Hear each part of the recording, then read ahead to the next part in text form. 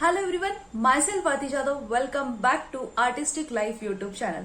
तुम्हा सर्वांचं माझ्या या युट्यूब चॅनलवरती खूप मनापासून स्वागत आहे. तर आज खूप दिवसानंतर नाही, खूप महिन्यानंतर मी हा व्हिडिओ शूट करत आहे माझ्या युट्यूब चॅनलसाठी. तर 2025 सुरू झालेला आहे. तर सर्वप्रथम हॅपी न्यू इयर. तर आता या वर्षी मी परत ऑन ट्रॅक यायचं ठरवलं. तर मग ऑन ट्रॅक येण्यासाठी संक्रांतीपेक्षा चांगला दिवस अजून कोणता असू शकतो. सर्वांसाठी घेऊन येत आहे भोगीची भाजी, जी मी बनवणार आहे आज. आणि ती इतकी अप्रतिम लागते, म्हणजे एकदम सिंपल आहे पण खूप जास्त स्वादिष्ट लागते. आणि सर्व भाज्यांचे जे टेस्ट आहे ती पण त्याला एकदम अप्रतिम आलेली असते. सो ह्या वर्षाची सुरुवात मी सुरू करत आहे विथ द संक्रांती. चला तर मग संक्रांतीच्या निमित्त हा मी या वर्षीचा पहिला व्हिडिओ शूट करते आणि तुम्हा सर्वांपर्यंत घेऊन येते. सर्वप्रथम तुम्हा सर्वांना भोगीच्या आणि मकर संक्रांतीच्या भरपूर साऱ्या शुभेच्छा.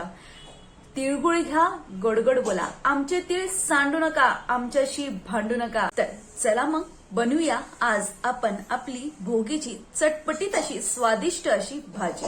इथे काही भाज्या मी मिक्स केलेल्या आहेत निवडतानाच. सर्वप्रथम इथे आहे आपले हिरवे वटाणे, त्यानंतर हिरवे हरभरे जे आपण सोलून घेतो ते, त्याच्यानंतर इथे आहे आपला घेवडा आणि घेवड्याच्या बिया देखील इथे आपण मिक्स केलेल्या आहेत. त्याच्यानंतर इथे आपण वापरलेला आहे तूर. सो इथे आपण असे 4 गोष्टी घेतलेल्या आहेत: हिरवे वटाणे, हिरवे हरभरे, पावटा आणि तूर. त्यानंतर आपण इथे पालेभाजीमध्ये घेतलेली आहे आपली मेथीची भाजी. इथे हा टॅमॅटो फोडणी करता घेतलेला आहे. आपले बटाटे, जर बटाट्यांची साल काढून घेऊ इच्छिता तर तुम्ही ते देखील करू शकता. जर तुम्हाला साली सकट वापरायचे असतील ते देखील तुम्ही करू शकता. साली सोबत घातल्यावर बटाट्यांची टेस्ट ही छान येते, भाजीमध्ये त्याची चव फार छान उतरते. त्यानंतर इथे शेंगदाणे जे आहेत ते अर्धा तासासाठी गरम पाण्यात भिजत घातलेले आहेत. कच्चे शेंगदाणे इथे भिजत घातलेले आहेत. त्याच्यानंतर इथे घेतलेली आहे आपली वांगी, ही देखील पाण्यात ठेवलेली आहे. हा आहे एक गाजर, जो आपण बारीक चिरून आपल्या भाजीत वापरणार आहोत. त्यानंतर मी तुम्हाला दाखवते की मी ह्या भाजीसाठी मसाला वापरणार आहे. त्या मसाल्यामध्ये मी काय काय ऍड करणार आहे. इथे घेतलेला आहे आपण कढीपत्ता, त्यानंतर कोथिंबीर, हिरव्या मिरच्या मोठ्या मोठ्या चिरून घेतलेल्या आहेत कारण की आपल्याला ह्या मिक्सरमध्येच बारीक करून घ्यायच्या आहेत. लसूणच्या 4-5 पाकळ्या, तुम्ही तुमच्या पसंतीनुसार अजून लसूण वापरू शकता. थोडंसं आलं आणि सुक्कं खोबरं, ओलं खोबरं जेही तुम्हाला आवडतं ते तुम्ही इथे वापरू शकता.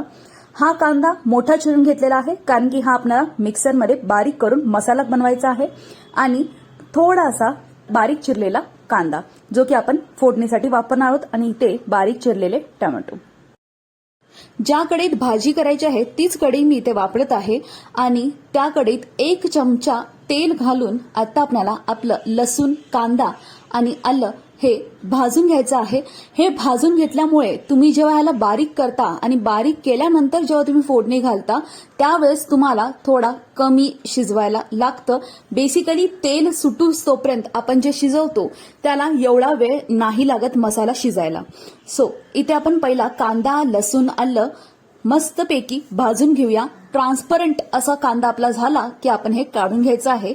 आणि हे असं भाजून घेतल्यामुळे आपल्याला कांद्यामध्ये जो गोडवा असतो तो भाजीमध्ये कमी उतरतो आणि भाजी अजून जास्त छान लागते.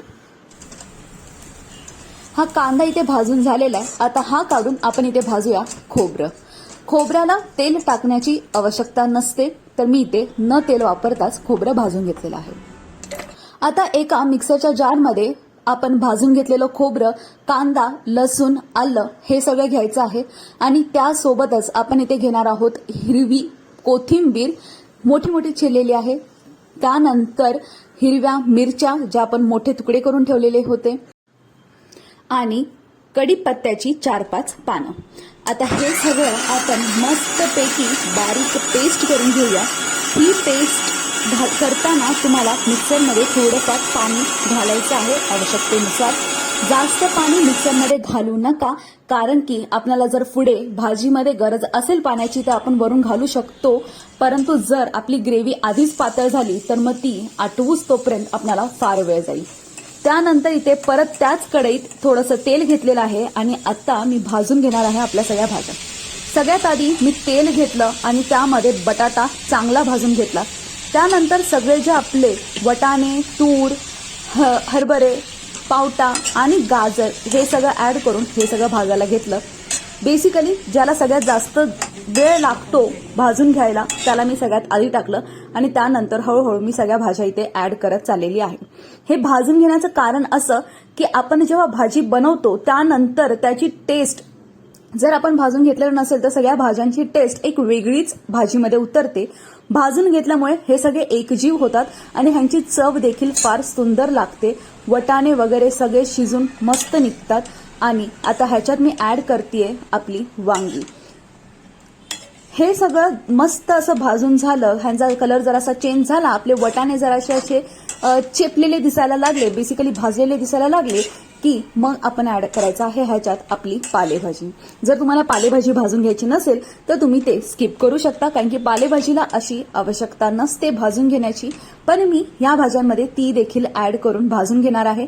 ह्या सगळ्यांची चव एकत्र सुंदर अशी मिक्स झाली की आपली भाजी देखील स्वादिष्ट लागते.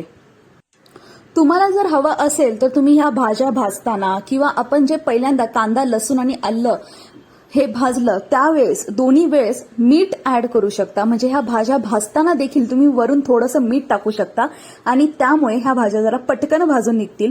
परंतु मी असे प्रत्येक स्टेपला मीठ टाकत नाही जात आहे, कारण की त्याचं हे की काही वेळेस काय होऊन जातं, मग मिठाचा अंदाज आपला चुकतो. जर तुम्ही एकदम एक्सपर्ट असाल आणि तुम्हाला मिठांचा अंदाज प्रॉपर येत असेल असं 3-3 स्टेपमध्ये टाकूनही तर तुम्ही ते देखील करू शकता.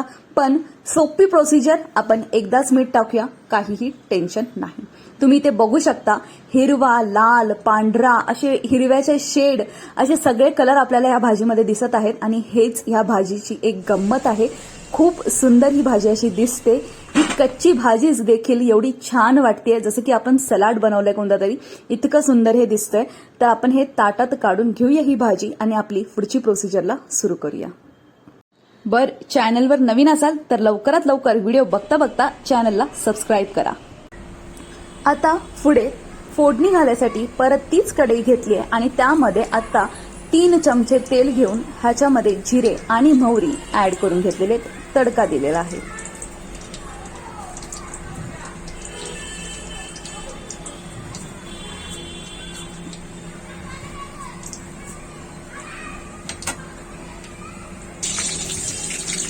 त्यानंतर ह्याच्यात जो आपण बारीक चिरून ठेवलेला होता कांदा तो ॲड केलेला आहे आणि थोडेसे कढीपत्त्याची पानं आपण ॲड केलेली आहेत.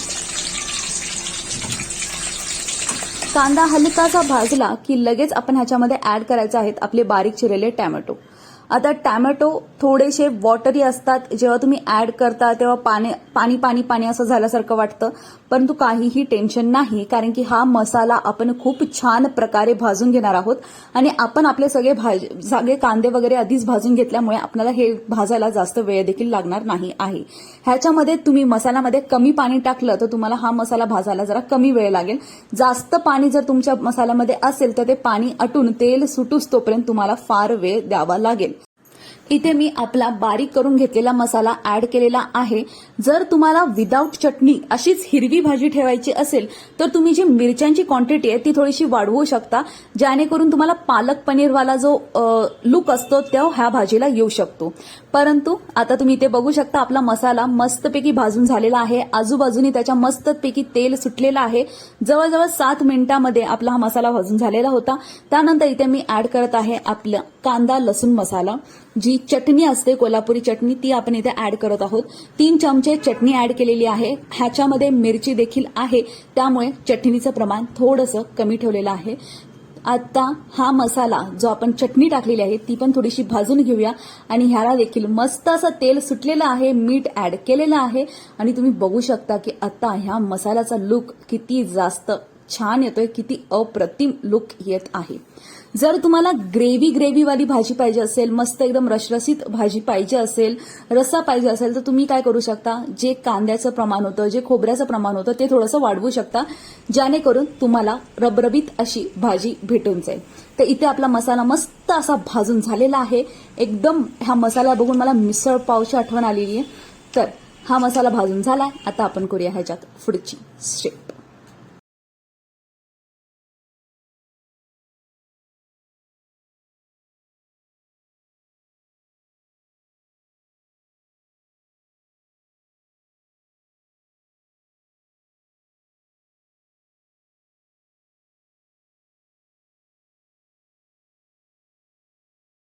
आता आपण ह्यामध्ये ऍड करणार आहोत सुके मसाले, म्हणजेच की धने जिरा पावडर. जर तुमच्याकडे जिरे पावडर अशी वेगळी बनवलेली नसेल तर तुम्ही काय करू शकता, जो आपण मसाला बनवत होतो त्या मसाल्यामध्येच थोडेसे जिरे ऍड करून ते मिक्सरमध्ये बारीक करू शकता.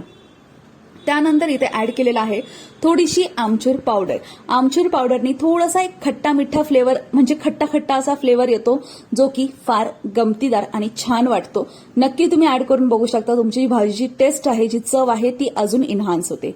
त्यानंतर ही भोगीची भाजी आहे, म्हणजे आपला तिळेचा मान तर आहेच आहे, म्हणून ह्या भाजीमध्ये ऍड केलेली आहे थोडीशी तीळ.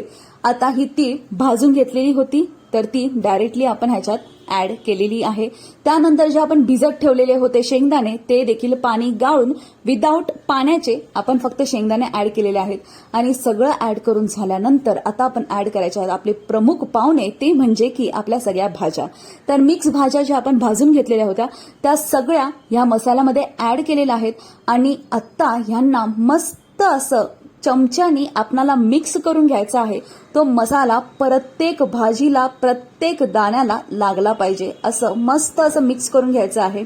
तुम्हाला ह्यामध्ये आता जेवढं पाण्याची गरज असेल, जेवढी आवश्यकता असेल, तशाप्रमाणे तुम्ही ह्याच्यात पाणी ऍड करू शकता.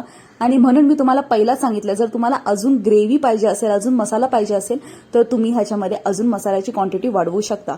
माझ्यासाठी ही सफिशियंट आहे. आम्हाला अशीच भाजी पाहिजे असते, म्हणून आम्ही मसाला एवढ्या क्वांटिटीमध्येच करतो आणि त्यामध्ये थोडंसंच पाणी घालतो, कारण की आम्ही सुकी भाजी प्रेफर करतो भाकरीसोबत. सो इथे तुम्ही बघू शकता आपली भाजी मस्त अशी रसरसीत दिसत आहे. आता ह्याला आपण थोडंसं शिजवून घ्यायचं आहे. आपले बटाटे, वटाणे चांगल्यापैकी शिजवून घ्यायचे आहेत. त्यांच्यामधला सगळा कच्चा आपण घालवून आपणाला ते मस्त असे मऊसूत आणि छान असे टेस्टी बनवून घ्यायचे आहेत. इथे तुम्ही बघू शकता आपली भाजी रेडी आहे. मसालेदार ही भाजी आपली रेडी आहे. ह्याच्यावरती थोडीशी कोथिंबीर आपण छिडकली आणि थोडा वेळ गॅस झाकण बंद करून मंद आचेवर आपण ही भाजी अशीच ठेवलेली आहे, जेणेकरून आपल्या वाफेवरती पण भाज्या थोड्याशा शिजून घेतील. आणि आता ह्या भाजीला काय मस्त रंग आलाय, त्या चटणीचा आपला रंग मस्त भाजीला उतरलेला आहे. मसाल्यामुळे ही ग्रेव्ही एकदम अप्रतिम झालेली आहे. जर तुम्ही ह्या भाजीमध्ये पावटा घालू इच्छिता तर तुम्ही तो पण ऍड करू शकता. आणि ह्याच्यामध्ये ऊस आणि बोर हे देखील ऍड केले जाते. जर तुम्हाला ते देखील ऍड करायचे तर तुम्ही तेही नक्की करू शकता. टाणा, इथे आपली भाजी रेडी आहे. खूप जास्त सुंदर अशी भाजी दिसत आहे. एकदम अशी अप्रतिम ही भाजी झालेली आहे. फार चविष्ट, प्रत्येक भाज्याची टेस्ट ह्या भाजीमध्ये उतरलेली आहे. मस्त अशी ग्रेव्ही झालेली आहे. त्या ग्रेव्हीमुळे आपल्या सगळ्या भाज्यांना एक छान अशी टेस्ट आलेली आहे. फार चविष्ट ही भाजी झालेली आहे.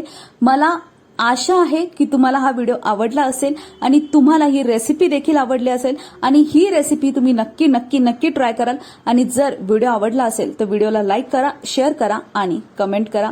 मग कशी वाटली रेसिपी? आवडली का? ही रेसिपी तुम्ही नक्की तुमच्या घरी ट्राय करू शकता. फक्त भोगीच्या सणानिमित्त नाही तर ह्या हिवाळ्याच्या ऋतूमध्ये देखील तुम्ही अधूनमधून ही भाजी ट्राय करू शकता, घरी बनवू शकता आणि एन्जॉय करू शकता. बाजरीच्या भाकरीसोबत तर ही भाजी अप्रतिम लागते. तर व्हिडिओ आवडला असेल तर व्हिडिओला लाईक करा. रेसिपी आवडली असेल तर घरी नक्की ट्राय करा आणि तुमचे रिव्ह्यूज, तुमचे फीडबॅक माझ्यासोबत नक्की शेअर करा. व्हिडिओ खाली कमेंट करून तुमची प्रतिक्रिया मला कळवा. चॅनलवरती नवीन असाल, सबस्क्राईब केलं नसेल तर लवकरात लवकर सबस्क्राईब करा आणि माझ्या या परिवाराचा हिस्सा बना. चला तर मग मी तुम्हाला भेटते माझ्या पुढच्या व्हिडिओमध्ये. तोपर्यंत बाय बाय, टेक केअर आणि हॅपी मकर संक्रांती.